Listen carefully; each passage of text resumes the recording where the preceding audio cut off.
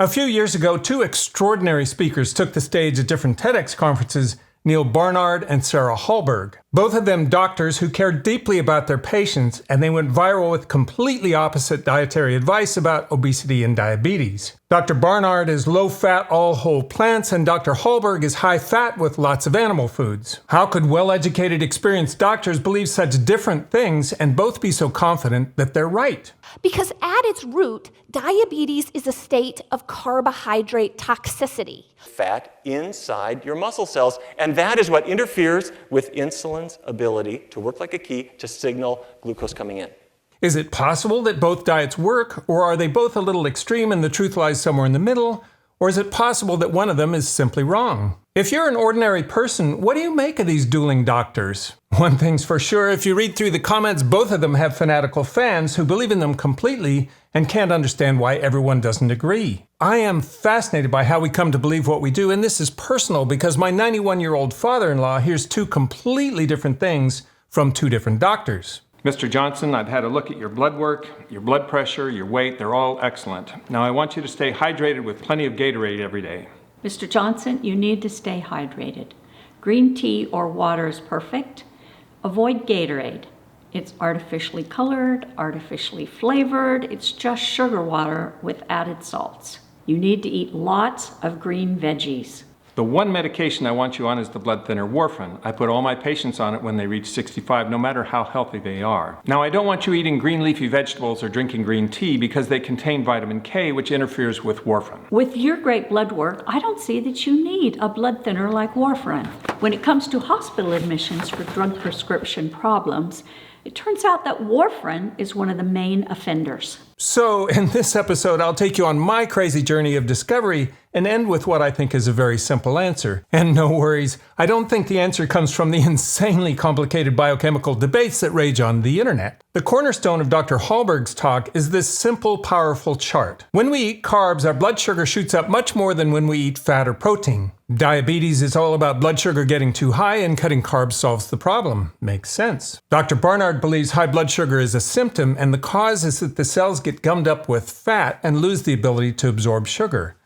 That makes some sense too. High body fat exposes us to greater risks for almost everything. COVID, cancer, diabetes, heart disease. The menus for the doctors couldn't be more different. Steak and eggs with tomatoes for breakfast with Dr. Hallberg. Cinnamon apple oatmeal with Dr. Barnard. Based on human behavior at the many breakfast buffets I've observed, Dr. Hallberg has an easier menu to sell, especially to men. Despite the dramatically different foods, both doctors can show tremendous success with their patients within weeks. So many questions. For Dr. Hallberg, what are those carbs that are creating such steep spikes? Why are huge populations around the world eating so many carbs and not getting diabetes? For Dr. Barnard, why are Mediterranean populations so healthy, eating all that olive oil and eating some dairy meat and fish? I know, TED Talks are like long movie trailers. To really get it, you have to read the book.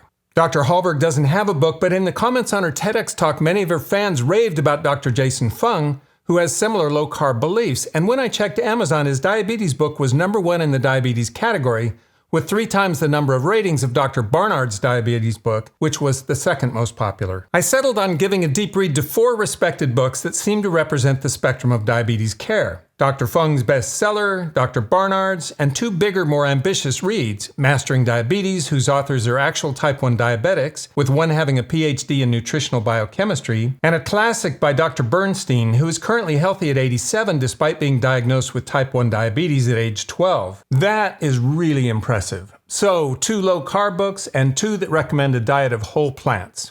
I'll take Dr. Bernstein's book first because his story is amazing and he illustrates something really important. He was diagnosed way back in '46, became an engineer, and figured out how to get a big, clunky early blood glucose meter in '69 that was used in hospital emergency rooms to determine if unconscious patients were diabetic or drunk. Here it is. It weighs 3 pounds. He discovered that his own blood glucose readings ranged from 0, which got him into several traffic accidents he was lucky to avoid, to 1,000, which wreaked havoc on his internal organs. Over the years, he carefully observed which foods drove his blood glucose readings up, and became a great champion for patient-controlled blood glucose meters, and as an engineer, he helped develop them. Over the years, he became so impassioned by the cause, he went to medical school at age 45 and has dedicated the rest of his life to diabetes patient care. He championed the idea of frequent blood glucose measurements by sticking the back of the fingers often and keeping your blood sugar between 80 and 100 by adjusting insulin injections according to the latest readings. He observed that fruit caused his blood glucose to rise, so he hasn't had a piece in 40 years and tells his patients to avoid it. He invented the 6-6-12 rule, 6 grams of carbohydrates for breakfast and lunch in the form of vegetables and 12 for dinner. He does say vegetables have essential phytonutrients. Dr. Bernstein has a sweet tooth, however, so he has a section on sweeteners like saccharin, aspartame, and stevia, with recommendations for foods you can eat, like most diet sodas, sugar-free Jell-O, and Da Vinci brand syrups. I think his big contributions were showing that by frequent blood glucose monitoring and insulin injections and eating foods that didn't spike your glucose, you could flatline your blood glucose levels into a very safe range. Now that blood glucose monitors are going mainstream like he always dreamed of, some people who try them are getting surprises. For example, Professor Michael Snyder of Stanford found out he was a type 2 diabetic despite being slender, and some foods he didn't expect spiked his blood sugar. Different foods can spike you very much out of control. So for example, if I eat pulled pork, believe it or not, that'll send my glucose over 350. It goes totally out of control. So you do want to know what foods do that to you. It turns out that is different for different people. So different foods spike different people. For Dr. Bernstein's 83rd birthday, his patients made a very moving tribute video on YouTube, which is 33 minutes long. And I was crying during my endocrinology appointment with Sierra because the doctor was so proud of us. So, reading his book makes it sound like he settled the science in a very convincing way. Eating carbs raises your blood sugar, which creates havoc in the body. Simple, and he published papers about it. And that's what makes the next book so fascinating. It's big like Dr. Bernstein's. The authors have type 1 diabetes like Dr. Bernstein. One of them got a PhD in nutritional biochem to try to unravel the secrets of type 1 diabetes, and together they run a large diabetes coaching program. Instead of making blood sugar control the selling point, they made it insulin resistance. They love fruit and eat tons of it. So wait, how did Dr. Bernstein see a rise in blood glucose in himself and his patients from eating fruit when Robby and Cyrus don't see it in themselves or the diabetics that go through their coaching program? They say the body becoming insulin resistant is a central part of the disease, and that's why the cells won't take glucose from the blood. In order to become less insulin resistant, eat low-fat whole plant foods like fruit. If you truly reverse the disease, you can have a bowl of blueberries or a banana without spiking your glucose, whereas if you live a carb-free life, you probably can't unless the mechanism for improving your insulin sensitivity was losing weight. Robby and Cyrus share the belief that insulin resistance comes from gumming up the cells with fat. Makes sense. But dueling doctors again. I have known Neal Barnard's book for a very long time. As our friends have joined the tidal wave of new diabetics over the last 15 years, I would sometimes recommend Dr. Barnard's book because it's easy to read, it has recipes, and being an obsessive reference checker, I read his publications of randomized clinical trials on humans he conducted, and they checked out. National Institute of Health funding instead of food companies or special interest, in respected journals, well conducted. He focuses on food more than getting lost in biochem debates, and not just how important food is for diabetes, but he also gave a TEDx talk on Alzheimer's a few years ago that currently has something like 8 million views and rave comments. So I was eager to check out the currently most popular diabetes book from Dr. Jason Fung. He also has a fanatical following, and I have a lot of respect for what Dr. Bernstein was able to do with a similar approach. This book starts with a bang, and it isn't anything like the other three. The other three start with advancements in diabetes and their own backstories, but this one starts with a quote that every great story needs a villain. And the intro makes it clear that this story's villains are the doctors and the scientists of the last few decades who lied to us. The last several decades of low-fat, high-carbohydrate nutrition advice has almost certainly fueled the very obesity and diabetes epidemics it was intended to prevent. This is a devastating conclusion to half a century of public health efforts, but if we are to have any hope of reversing these epidemics, we must accept this possibility and begin to explore the alternative science contained in this book. Okay, we're going to get alternative science in this book. Never a dull moment. That ties closely to the tone of the title of Sarah Hallberg's TEDx talk. Brace yourselves. Jason says the cause of the obesity epidemic was the dietary guidelines developed in the late 70s that led to the infamous food pyramid, and he shows this chart. Are we sure about that? Different areas of the world are experiencing their own obesity epidemics, and most of them started later. I mean, it's possible that authorities in places like Africa and China whose obesity crises started later decided to copy our food guide from 1980, and when they did, their waistlines blew up too. We've slid to number 46 in life expectancy worldwide, so I checked the guidelines of the 45 countries ahead of us. Qatar's is a clamshell. the official pronunciation of my country is Qatar. Japan has a spinning top, Costa Rica has a plate, Germany's is a disc. All of them are proportionally very similar, with whole grains, vegetables, fruit, and legumes dominating the guidelines. The differences are mainly they reflect their traditional foods, like rice instead of wheat in Asia and potatoes in Okinawa. Jason blames Dr. Ansel Keys and his low-fat dogma for America's food policy. Someone's getting their information off Facebook instead of going directly to the source. Dr. Keys popularized the Mediterranean diet, and if you read anything he wrote, he wasn't worried about olive oil or moderate amounts of fish and cheese. It's right on the cover of his cookbook and in his recipes. Later in his book, Jason speaks very highly of the Mediterranean diet, never mentioning that Keys popularized it, but he refers to it as high fat. I mean, it's famous for pasta and tons of fresh produce. You'd have to pour a lot of olive oil on it to make it high fat, and without calories from produce being so central, would it still be the Mediterranean diet? We should probably hear from the man himself. And when you speak about the diet, as I mentioned at that time anyway, the local diet, and what we thought was a good diet, was largely vegetarian. Fruits and vegetables and fish. Not many fish, actually.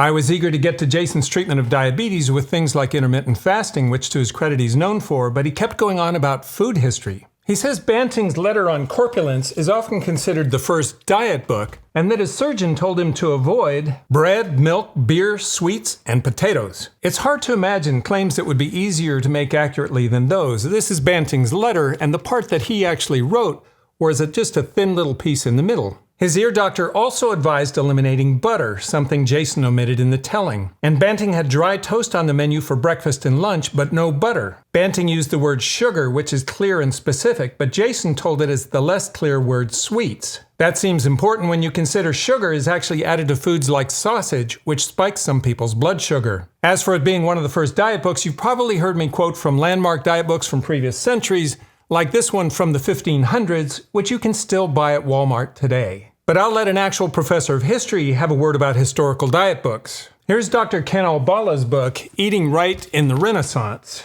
It would probably come as a surprise, though, to learn that 500 years ago, literate Europeans were equally obsessed with eating right. Then, as now a veritable history of experts churned out diet books for an eager and concerned public. From the 1470s to 1650, there was an immense outpouring of dietary literature from printing presses in Italy, then issuing from France, England, Germany, the Netherlands, Spain, and as far afield as Transylvania. Nutrition guides were consistent bestsellers. About 100 titles and dozens of editions, revisions, and translations plainly attest to the topic's popularity. And that was just Renaissance Europe, a small fraction of time and a small sliver of the world. He's got another book that goes back through food history over the whole world for thousands of years. It's fascinating. So Banting's book is a small speck in a vast sea of historical diet books. I thought there would be a lot of common ground between the dueling doctors on simple things like refined foods. In the first half of the book, Jason lumps potatoes in with refined foods to avoid because they raise insulin, and insulin, in his telling, is what makes us fat. But in the second half, he points out that potatoes are unrefined, and some populations like the Okinawans get the majority of their calories from potatoes where diabetes is almost non-existent. So I don't know, dueling Jasons between pages 79 and 214. And yet, sausage, which is widely regarded as a refined food that usually contains some sugar, and that WHO considers a class 1 carcinogen, is on Jason's weekly menu. More dueling doctors. Jason is known for intermittent fasting, and his version, and I say this with a lot of respect, is an amazing commitment. 30 or 36-hour fast 3 times per week. If you can do that, you get double high fives from me.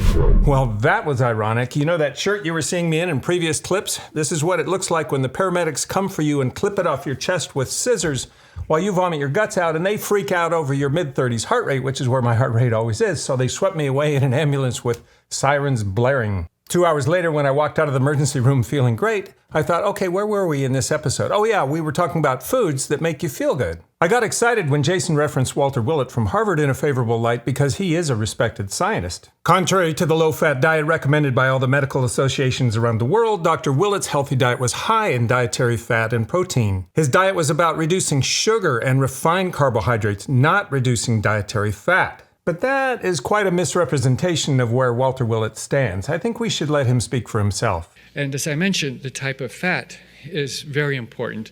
in the diet. This is looking at intakes of different types of fat compared to the same number of calories from carbohydrate. The blue line at the top is trans fat.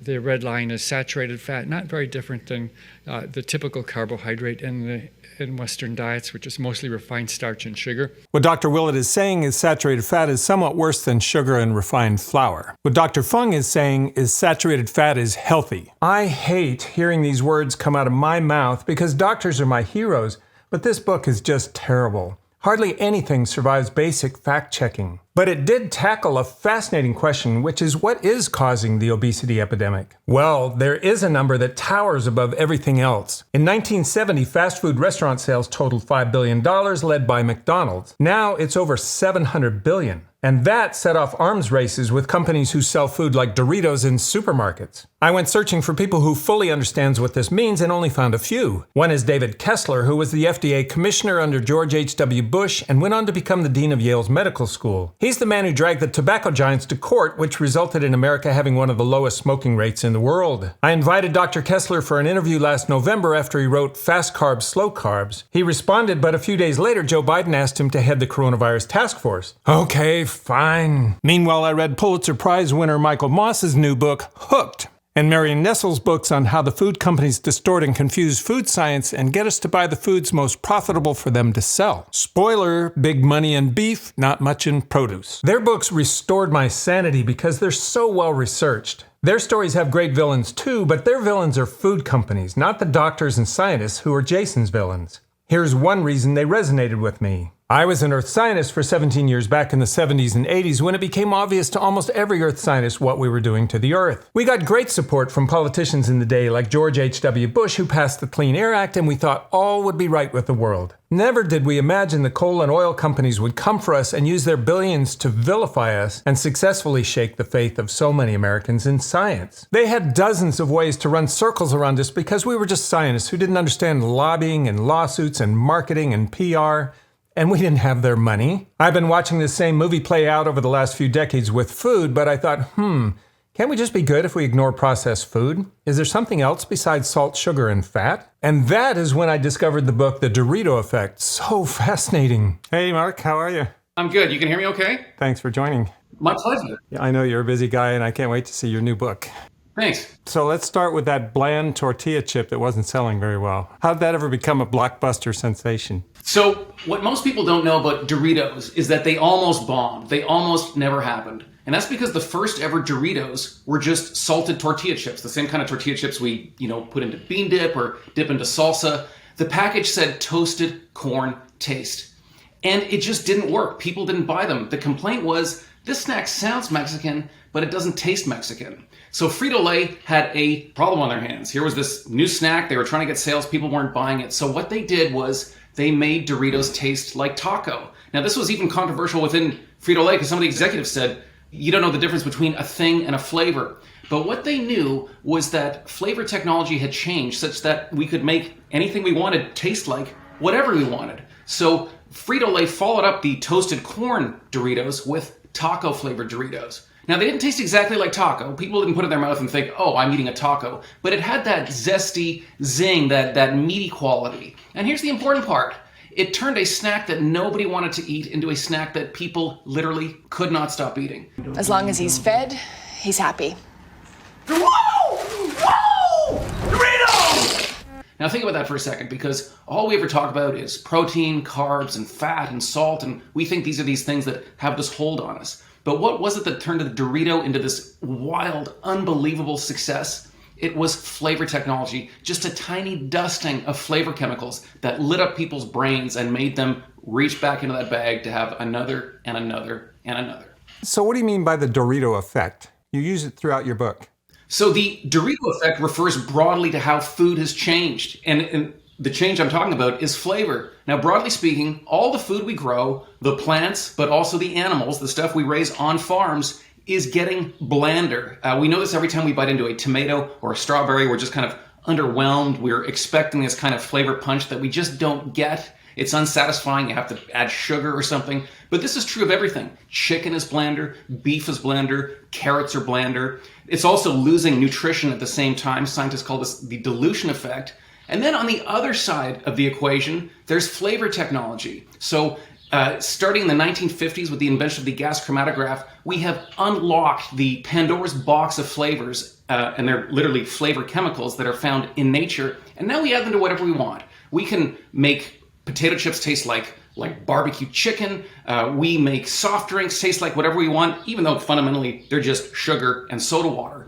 So the wholesome stuff we grow is getting bland. Nobody wants to eat it. And the stuff we shouldn't eat, the ultra-processed foods, are getting ever more flavorful. Now, we are drawn to flavor. We want our food to taste good. And when you look at it this way, good stuff getting bland, processed stuff getting more flavorful, it's not really such a surprise why so many people are making unhealthy eating choices. Can you elaborate a little more on why foods are getting blander? You know, it seems odd. Why would food get blander over time? What has changed about, a carrot or an onion or a piece of chicken? And what's changed is quantity. We have had just an incredible leap in terms of the amount of food we can grow on an acre of land. For things like tomatoes, we're growing more than 10 times what we used to, say, 80 or 100 years ago. Now, on some level, this is good because we have less farmland. We got sprawling cities and suburbs and everybody wants a big garden. There's less farmland than we used to have. And we have many more mouths to feed. So we're producing a lot more food, but we've created a lot more quantity and we've paid for it in quality. So as we produce more food, that food is getting less dense often in nutrition, but also in flavor. And for a very simple reason is that we're just not growing food for flavor. All we want is poundage, is just more food, and that's what we're producing. So how large is the flavor industry? Companies like Givaudan? So the flavor industry is kind of you could almost think of it as a shadow industry. Nobody's really aware of it except for people who work in the food business, and yet these are multi-billion-dollar companies. Sugar, fat, and salt and convenience, they don't seem to explain the whole thing. And you say you found the missing piece of the puzzle that kind of completes the circle, flavoring. What role do you think they play in the obesity crisis? I think when we look at the change in eating and the change literally in our bodies, it's been taking place for about 50 years, right around the mid-70s when obesity really started to take off. So we have to ask what changed. People talk a lot about salt, sugar, and fat. I'm not saying they play no role, but to me that's not a very convincing theory because think of soft drinks. This may be the best example. Think of all the soft drinks on the shelf. Dr. Pepper, Pepsi, Coke, root beer, Fanta. These are all fundamentally just soda water and sugar. We talk about them as being sugary drinks. It's the sugar that's getting us. But think about it. If I poured you a glass of soda water and added as much sugar as you get in one of these soft drinks, would you drink that? Would you take a sip of it and go, that's delicious? No, you wouldn't. Every time you sit down to eat a meal or take a sip of a beverage, you're hoping that it will be delicious. And we have engineered deliciousness, and we haven't asked at what cost. Some foods, you read these horror stories about orange juice, for example, where they let it sit in a vat for a nitrogen atmosphere vat for a year and it goes gray. So it loses both its color and its flavor. And then they add back their own trademark colors and flavors to make it taste the same in every store, unique to Minute Maid or something like that. Is that going on beyond orange juice? How does that work? Well, the truth is it's difficult to know exactly what's going on because often the way these products are made, it's quite secretive. Companies aren't always open. But you can tell an awful lot just by looking at packaging. A lot of us are worried when we see the term artificial flavor because we think there's something almost sinister. The word artificial frightens us. It makes us think that it's going to cause cancer or affect our brain or something. We see the word natural flavoring and everyone thinks, oh, it's fine, it's natural. It comes from a plant or something. And very often it does. But here's the important thing to consider. There's very often no chemical difference between a natural flavoring and an artificial flavoring. These are the same chemicals that have the same effect on us that makes us want to eat more. It's just the way they make them. A natural flavoring will be made using distillation or heating or maybe like a centrifuge, whereas artificial flavors are more chemically complex. The point is, the chemicals you're left with are exactly the same. So many of us are duped into thinking that a product that has natural flavor, it must be healthy. There's really very little that's natural about it. Mark's upcoming book is The End of Craving, and I'm going to bet the key is ditching processed food. That seems to be the grand key to obesity and diabetes. Whether you go low-carb or whole plant foods, the weight drops, and so does the blood sugar. You may be thinking, whoa, good thing I avoid processed food. Unfortunately, we may only think we do. If you watched my episode on wheat from a couple months ago, or Morgan Spurlock's documentary Supersize Me 2, you know the whole wheat bread or the chickens are not what we thought they were, and their nutritional profile is nothing like it was 50 years ago. The chickens have grown in size and health problems of their own right along with us. We thought processing was what happened to the food after it was grown, but now we're learning it's in the growing too. So how do doctors and scientists end up with such dueling views? Well, I think in the case of diabetes and obesity, there are three main ways. One, if the premise of your belief system is that scientists lie to us, which it is for Jason and Nina Teicholz, who wrote the intro to his book, that's pretty much the gateway drug to every conspiracy theory. Scientists have a way of ending up on the right side of history most of the time. Yes, they sometimes have opposing points of view, but they usually don't misrepresent opposing views like Nina and Jason do. Two, I know none of us want to believe that we're influenced by the massive industrial complex that is big food, big pharma, big agriculture, for-profit healthcare. But follow the money for just a minute. In the United States, the two most recognizable fictional characters to children are number 1, Santa Claus, and number 2, at 96%, Ronald McDonald. And many of you may know that old Saint Nick himself has been peddling Coca-Cola since the 1930s. In Finland, we are not allowed to advertise like prescription, like drugs that are like prescription drugs. But it turns out in here, you have to go see a doctor like, hey doctor, I saw this commercial. I was inspired by all the side effects. I think I want to try that. When it comes to whole foods, the money and influence is in meat and dairy, not produce or commodities like beans. The meat industries are notorious for lobbying, science denial, ag-gag laws, lawsuits, sponsorships, and marketing. They have Nina Teicholz speak at cattlemen's conferences and help sell her book. As a journalist with no scientific background, she tells them confidently, the science is on your side. And I think the third reason there's so many dueling doctors in diabetes care is they get immediate results and validation from their patients. Here's the thing, I don't think diabetes is the worst disease, but cancer and Alzheimer's are tragic. You can eat your way out of most cases of diabetes. As Chris Kresser, a popular paleo diet author, mentioned on his blog, a new scientific study comes out almost every year confirming that low-carbohydrate diets have higher mortality and especially higher cases of cancer. I think patients should be told that before they're given menus with class 1 carcinogens on them. 45 years after I started my career in earth science, it looks like science is emerging on the right side of history with regards to climate change, not the coal and oil industries who are running a similar playbook to what our food companies are running now. And just about every earth scientist is pleading with us now to eat plants, not animals, as the number one thing we can all do to keep the earth from turning into Venus. There's another transformation that is almost unbelievably simple, but it's key to staying within our planet's boundaries. It can be adopted by you or me, in fact, by anyone with the freedom to choose what food they eat. Eating healthy food might be the single most important way of contributing to save the planet. So my pick is the best diabetes doctor? Neal Barnard. He has a great cookbook with Chef Drina Burton too, and he's been involved in battles with regulatory agencies, so he knows a lot about the tricks of the food companies. But Mastering Diabetes is an A+ book, as is How Not to Die. Oh, I've been chipping away at this episode for maybe a year, reading the books and thinking about it, and just as I was wrapping up, I stumbled across a recent podcast interview of Dr. Sarah Hallberg by Dr. Peter Attia, where she opens up about her 4-year battle with lung and brain cancer. Who knows why this disease strikes seemingly healthy people at every age and on every diet? But what I do know is the love and determination she exudes to see her youngest daughter graduate from high school is so inspirational. That was a very hard note to end on, but as Dr. Sarah said, it does help us to cherish the moments we do have. I hate to ask you to like and subscribe, but it would help to get great guests on the show. And I'd love to read your comments. I read them all.